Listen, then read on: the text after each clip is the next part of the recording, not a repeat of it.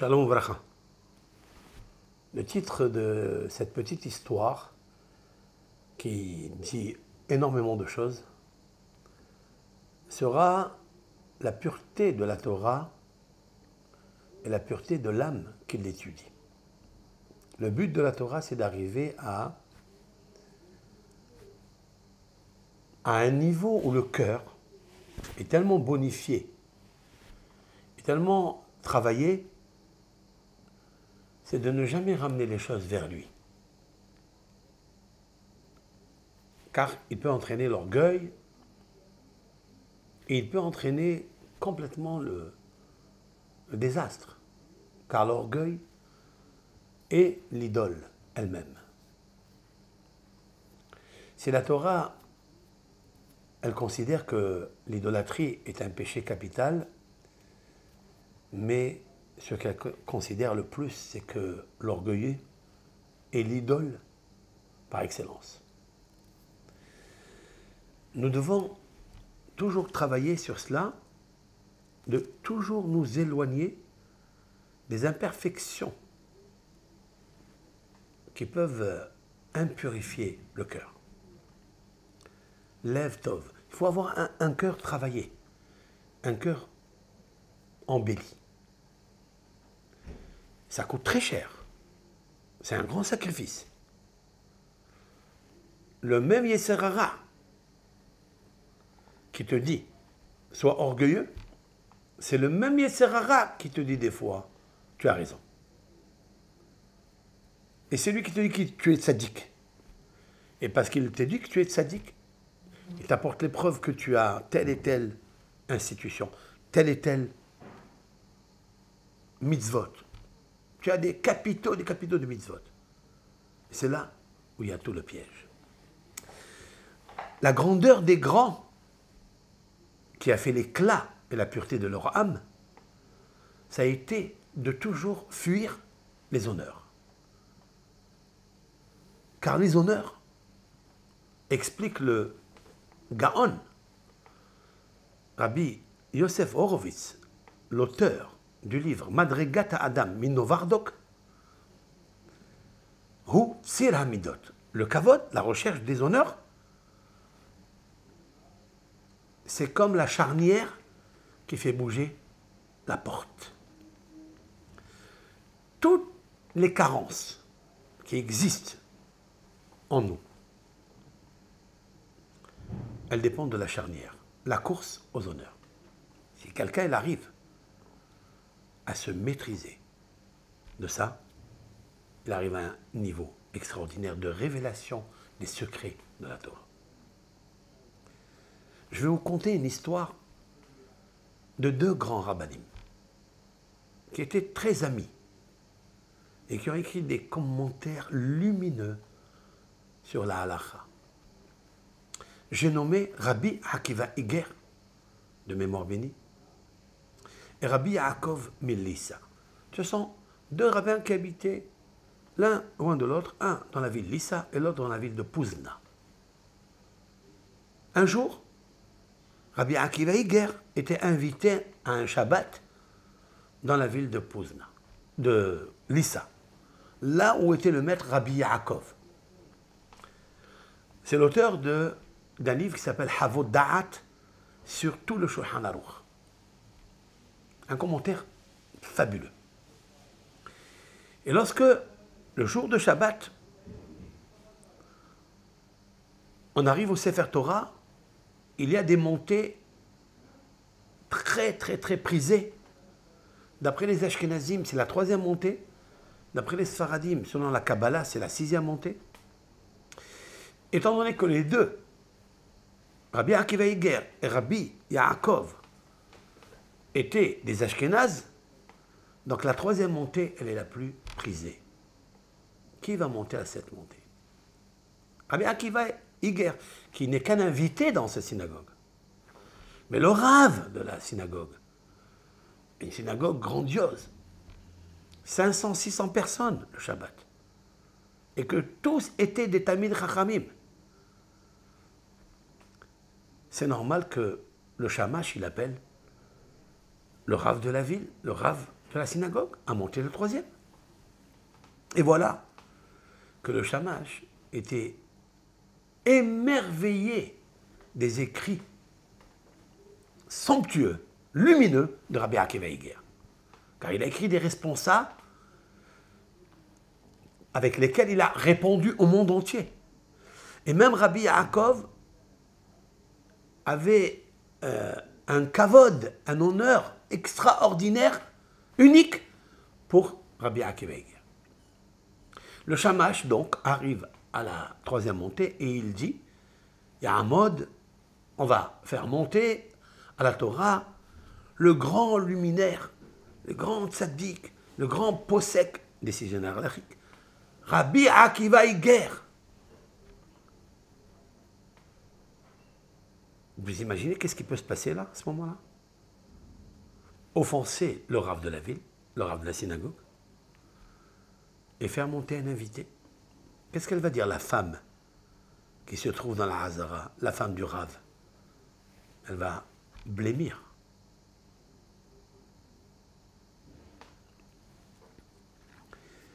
Lorsque Rabbi Akiva Iger, écoutez bien, a entendu son nom et qu'il va monter à Shlishi, la troisième montée, littéralement, il est tombé par terre et il s'est évanoui. Il s'est évanoui. Vous comprenez qu'est-ce qui s'est passé à ce moment-là? Toute l'assistance est là pour voir ce qui se passe.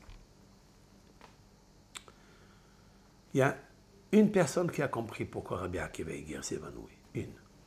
Rabbi Yaakov, le rav de la ville, le rav de la synagogue. Et il est venu lui chuchoter à l'oreille. Il lui dit même que ma ville à moi, elle appartient à mon kavod, surtout ma synagogue, et que ta ville, elle est plus petite que la mienne, mais toi, tu es plus grand que moi. Donc c'est normal que tu montes.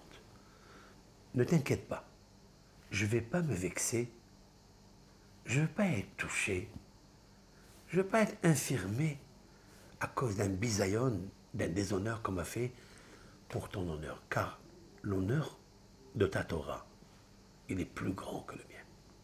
Donc tu peux te lever s'il te plaît. Et c'est là où Rabbi Akiva Iger s'est levé. Et il est monté à la Torah.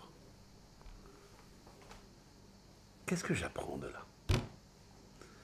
J'apprends de là combien la Torah, quand elle est bien étudiée, lorsqu'elle est parfaitement imprimée par sa luminosité, par sa sainteté, par son éclat nucléaire, dans le cœur d'un être humain, il peut y avoir les deux réactions, l'une opposée à l'autre. Tu peux être le plus grand de la Torah, avec la plus grande connaissance, la plus grande personnalité honorable. Mais lorsqu'il s'agit de vexer quelqu'un d'autre, le même cœur ne supporte pas. Il renvoie, il récuse tous les honneurs qu'il doit avoir pour ne pas humilier son prochain. Rabbi Akiva Iger, quand il a entendu son nom, il n'a pas su, son cœur a vibré. Son cœur s'est senti mal à l'aise et au point de s'évanouir, mais véritablement. Il n'a pas fait une comédie. Parce qu'enlever le kavod de l'autre, il est préférable de quitter ce monde et ne pas lui enlever. Vous comprenez? Même que la Torah, elle est extraordinaire. Même que Rabbi Akiva Iger est grand.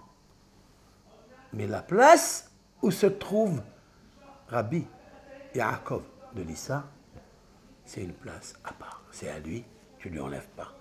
Il est convenu de te taire et de garder ta place comme un invité. Mais ce n'est pas ça qui s'est passé. Ce qui s'est passé ici, c'est que Rabbi Akiva Iger, d'un coup, il a blêmi d'enlever le kavod au rav de la synagogue, et d'un autre côté, il est monté contre l'autre, il lui a dit de monter. Comme un roi qui dit à son serviteur, tu peux monter, et il monte. À nous de faire attention à améliorer notre sensibilité lumière du cœur Pas en rapport d'un rave ou en rapport d'un ami, en rapport d'un couple. Pourquoi cela ne marche pas aussi et ne fonctionne pas aussi par rapport au couple? Est-ce que on pourrait arriver à ce niveau de ne pas supporter un bisayon, c'est-à-dire une humiliation ou une contrainte quelque part à cause de cela ou à cause de cette raison qui va entraver le shalom bayit? Pourquoi? Cela veut dire qu'en fait, on n'est pas conscient des choses. Pourquoi on n'est pas conscient? Parce que la vraie conscience, c'est la lumière de la Torah, la lumière d'Israël. Et Israël, il se doit d'appliquer les 5 lettres de Israël, car elles sont d'une puissance extraordinaire. Israël, c'est le Yud. Yud, vous savez ce que c'est Yud? C'est la plus petite lettre qui indique comme une poignée de main. Autrement dit que Dieu est unique. Le Yud, c'est les 10 commandements. C'est la valeur numérique 10. L'unicité de Dieu, la Torah est unique. Elle est une. C'est l'unicité de Dieu. Cette Torah-là doit être accompagnée par le shalom, la paix. Tout ce que tu étudies, tout ce que tu fais comme mitzvot, ça doit être intrinsèquement lié avec Dieu. Si c'est ainsi, après le Yud, les 10 commandements, il y a le Shin, Shalom, la paix. Si il n'y a pas la paix, c'est que le Yud n'est pas un vrai Yud, qui est la lettre 10, qui est la lettre de Dieu. Car 10, dans sa valeur numérique réduite, c'est-à-dire 1 et 0, ça donne quoi? Ça donne 1. Tu peux être 10 commandements, mais si ça ne revient pas à 1, ça veut dire qu'il n'y a rien. Comment on revient à 1? Shalom. Shin. Shalom, c'est simha aussi. Shin, c'est la simha. C'est-à-dire que quand tu étudies cette Torah, qui indique, qui révèle l'Éternel qui est un, il faut que tu aies le shalom. Il faut que tu aies à l'intérieur la simha. Mais, n'est pas toi la simha en lui enlevant à l'autre le shalom. Si tu enlèves le shin, le shalom de Israël de l'autre, c'est pas bon. Tu n'auras pas toi aussi la simha. Alors donc il faille être très zahir. Zahir, ça veut dire vigilant. La plupart des circonstances qui nous arrivent, qu'elles sont négatives, c'est parce que nous n'avons pas encore compris qui est Dieu, qui est Yud. C'est quoi cette neshama que j'ai à l'intérieur de moi? Cette lumière de l'âme, elle doit rentrer dans le cœur pour le bonifier, pour qu'il soit spontanément réactif au kavod de l'autre. Et la bonne mesure de cela, c'est le resh. C'est quoi le resh? Le resh, c'est la re'ia. Re'ia, ça veut dire la vision. Il faut être visionnaire. C'est-à-dire qu'avant que ça arrive, il faille déjà qu'il soit au présent.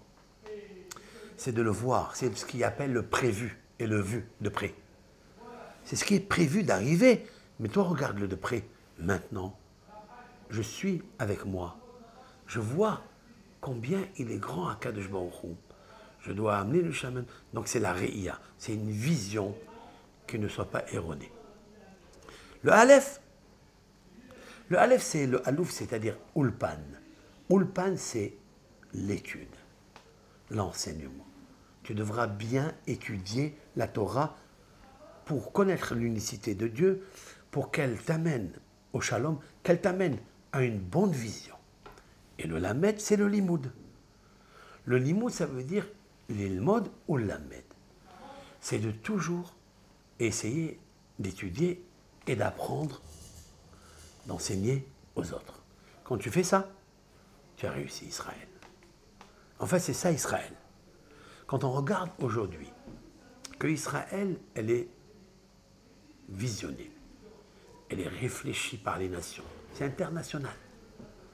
Et que Israël, en fait, c'est l'horloge du monde. Et c'est la vérité, c'est la lumière du monde. On ne peut pas renier que Moshe Rabbeinu a écrit cette Torah, la Torah. On ne peut pas renier que le Deuxième Testament, il est repris et amplifié par les chrétiens, par l'Église. Mais tout le monde est d'accord que c'est Moshe Rabbeinu. C'est cette Torah qui est là, avec tous les commandements. Les 10 commandements qu'on connaît aujourd'hui, c'est aucune nation qui les a écoutés. Ils ont été donnés à des vulgaires serviteurs, esclaves du Pharaon, qui sont sortis, mais qui ne sont que la délicatesse du monde. Les enfants d'Abraham, Isaac et Jacob, Yaakov, Moshe Rabbeinu, Aaron, Yosef. Ben, cela, c'est eux. C'est ces personnes qui ont entendu la voix de Dieu, qui ont entendu, je vais bien comprendre, qui ont capté à leur niveau tellement haut et tellement pur l'Éternel. Il leur a donné. Il leur a donné les commentaires avec les 613 lois de la Torah. Elles sont là, elles sont écrites. Donc, Israël, c'est un nom qu'on a donné parce que Israël, qui est Jacob, a combattu l'ange. C'est quoi l'ange? C'est la force impulsive, négative. C'est le Satan qui est à l'intérieur de lui. Et même, ce Satan lui a accordé le nom d'Israël. Et ça, c'est marqué dans la Torah. Alors, ce sont des paramètres qu'il nous faut connaître. Mais l'essentiel du nom d'Israël, c'est ce que je viens de dire maintenant. Le Yud, c'est la petite lettre de la Torah, de l'alphabet. C'est Yud petit. Le Lamed de Israël, c'est la plus haute lettre de la Torah. Qu'est-ce qu'il y a à voir un avec l'autre? Eh bien, c'est que le Yud doit amener au Shin. Le Shin, c'est la valeur numérique 300. C'est la valeur numérique Yetzer. Yetzer, ça veut dire penchant. Création d'un mauvais penchant. Ici, il y a des impulsions, des imperfections, que quand il y a la course aux honneurs, qui doit gagner qui? Mon ego me dit c'est moi qui dois prendre la chose. La Torah va dire non, donc tu ne connais pas Dieu. Donc tu ne sais pas que c'est Dieu qui est unique, c'est pas toi. Mais Dieu est unique, mais il n'est pas égaux. Au contraire, il a la manifestation du désir de la restreinte et il distribue tout ce qu'il a. Pour cela, toi aussi tu dois faire ça, distribuer même les honneurs qui t'appartiennent des fois, dans lui. Pourquoi? Pour accomplir la lettre Shin, Shalom. Tu dois le faire avec la Simha, Shin, Shalom, Simha. Mais pour cela, pour arriver à ça, il faut le Resh de Israël. Resh, c'est Reïa, d'être visionnaire. Quand tu es visionnaire, alors tes yeux ne sont pas dans ton visage, ils sont dans ton cerveau. C'est les yeux du cerveau qui sont intelligents, reliés avec les yeux du cœur et l'âme du cœur, la bonté. Pour cela, il faut un grand travail. Pour avoir un grand travail, il faut le Aleph. Le Aleph, c'est Ulpan. Il faut aller dans un centre d'études. Pour faire quoi? Lamed. Lamed, Limoud. Comme il se prononce, Lamed est égal Limoud. C'est-à-dire qu'il faut relier le Lamed avec le Yud de Israël. Et tu dois te marier avec l'Éternel. Être marié avec l'Éternel, cela ne veut pas dire être son serviteur de l'Éternel. Parce que peut-être il aime plus que toi, tu sois serviteur de Dieu, que lui, il est ton serviteur. Très intéressant cette idée. C'est que tu arrives à un niveau où lui, il travaille en toi. C'est lui ton serviteur pour te servir. Autrement dit qu'il est le plus présent dans sa majorité en toi que toi, ton ego. Parce qu'être serviteur, ça génère beaucoup de choses positives, mais énormément et encore plus de négatives. Parce que quand on se considère, nous faisons, nous disons, nous influençons, nous donnons, ça devient un ego aussi. C'est-à-dire que je fortifie ma personne. Dans un sens, c'est très bien. Il faut avoir l'estime de soi. Mais il faut que cette estime de soi soit en soie, le tissu. C'est-à-dire bien doux, bien velouté, bien halak, bien lisse. Bien lisse. Il faut que dans ton cœur, le soi à toi, il soit en soie, tissu. Que les tissus de ton cœur soient issus d'une émanation d'amour. Et pour ça, quasiment impossible de l'avoir, seulement si tu regardes, tu visionnes qui est avant toi. Le Yud, regarde comment il est petit. Regarde comment le Yud, l'iode, c'est l'iode de la mer, de l'océan, de la Torah. Ce Yud, petit qu'il est, c'est lui le Lamed de Israël qui t'enseigne.